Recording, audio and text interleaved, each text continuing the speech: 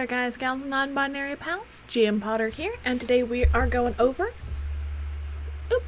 if I can hold it right, the Lost Apothecary by Sarah Penner. So this is a historical sort of novel.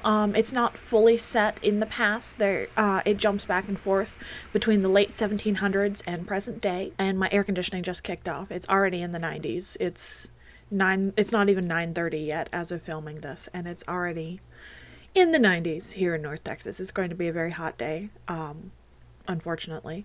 So let's get into it. So I haven't looked up the Goodreads rating on this, partly because I don't feel like it's accurate in a lot of cases. Like, a lot of people who don't get the book, or that the book made angry, or that aren't the audience at all for the book, tend to get on Goodreads. And so I'm kind of wanting to step away from Goodreads. So I don't have a Goodreads rating for you. I'll give you my rating at the end. So, the blurb on the back of the book is, in 18th century London, women whisper of a hidden apothecary shop and its mysterious owner, Nella, who sells well-disguised poisons to use against oppressive men in their lives. Nella's dark world is no place for her newest patron, a precocious 12-year-old named Eliza Fanning, but their unexpected bond sparks a string of consequences that echoes through the centuries. 200 years later, aspiring historian Caroline Parswell is running from her own demons when she discovers a clue to London's long unsolved apothecary murders. Caroline's upended present soon collides with an explosive history, binding her fate to Nella's and Eliza's in a stunning twist that transcends the barrier of time. So, this book is very well written. I want to say that right off the bat. It's well written. The prose and the style is very good. Writing things that take place so long ago, I think it's the 1790s is when it takes place in the past sections. You have two ways that you can go. You can go really historically accurate and use old-timey flowery language that is period appropriate, or you cannot. This book chooses more or less not to, which is a choice. It's not a bad choice. You see it a lot of times in quote-unquote trashy novels, those bodice busters. But this isn't a bodice buster. It's not even a romance. It's more a story of social justice and protecting women from evils and demons of the patriarchy, or at least that's how I'm taking it.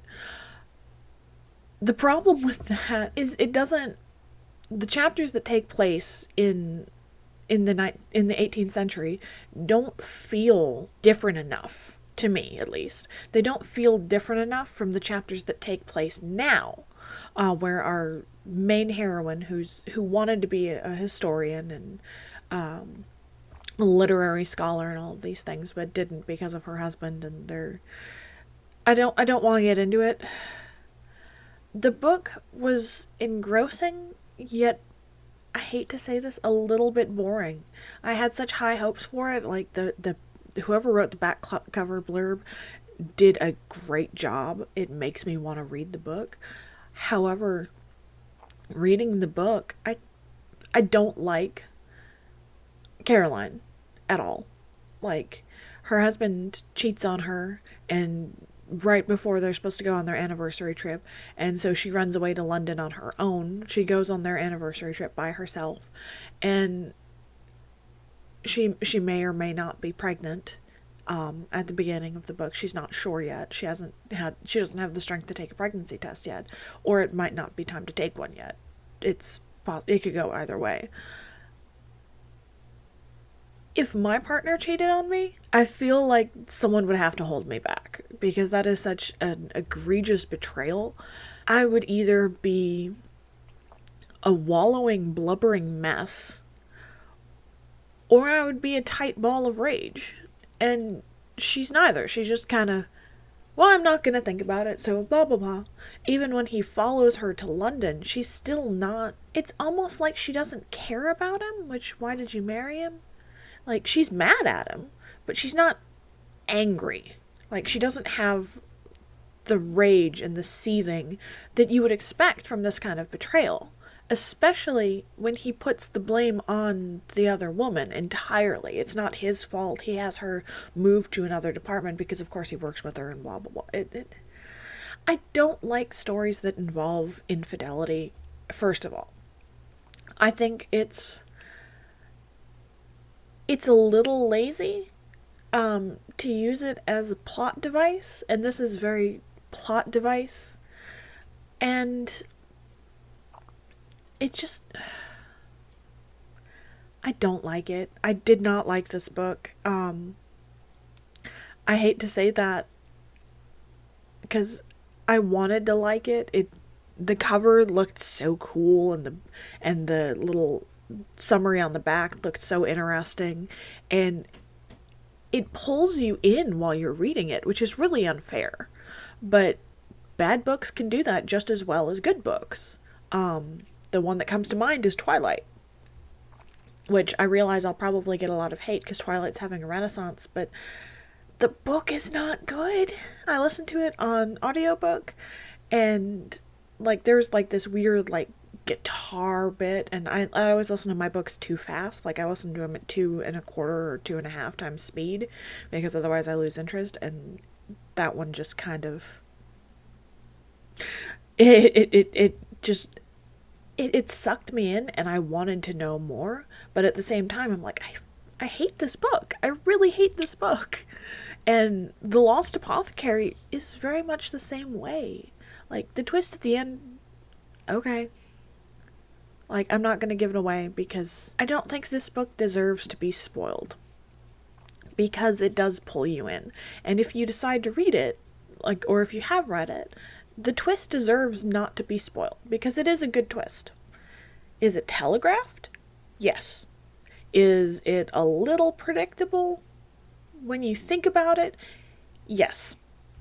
But that doesn't mean that it deserves to be spoiled. And I just don't have the energy to spoil this book. I hate to say that. I really do, but to me, it wasn't a good book. It was well written, but the story just didn't do it for me, which I hate to say. So I would have to give this one, I'm going to be generous, I'm going to say 3 stars. My instinct is to say 2 stars, but the way it pulled me in has to count for something. And the way it's written, because it is masterfully written, it's just not good. Like, if you can separate the writing and the syntax and the prose from the story, they're on 2 different levels, because the writing is amazing. The story is bad. So, I hate to say that, but, and the bits in the past with Eliza, she's the wise beyond her years trope, which I'm getting a little tired of. And Nella has the same problems as Catherine. Like, she was betrayed, and now she kills people with poisons, but she doesn't kill women, except when she does. And she has a moral code, but she doesn't, damned if anyone can figure out what it is. And I like a good character-driven story, more than plot-based. Like, if you have 2 ways of going when you're writing a book. You have character-driven stories and you have plot-driven stories. Plot-driven stories are typically things like thrillers or speculative, where what's happening is more important than who it's happening to. I don't care what's happening.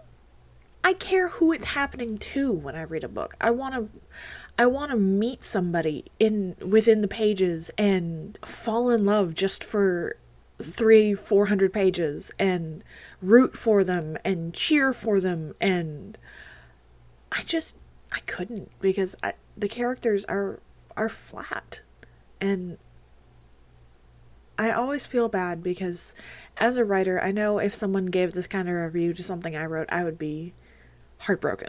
But I would also want people to be honest if what I'm writing isn't good. So, yeah, I'm gonna give it 3 stars. Should you read this? If the cable's out and you've finished all your books and the library has it, maybe, sure, go ahead, read it. If you're standing in the bookstore and you're gonna pay full price for it like I did, maybe not. This is definitely going to go in my either sell or donate bin. Given the subject matter, who I usually donate to books is a mental hospital that I actually stayed at for 10 days a couple years ago. They take paperbacks, and it gives you something to do and something to get your mind off, but the subject matter with infant loss and infidelity and things I don't think would be appropriate to donate there, so I'll probably sell it. It's not one that I'm keeping. It's not one that I'm going to read again. Should you read this? Probably not.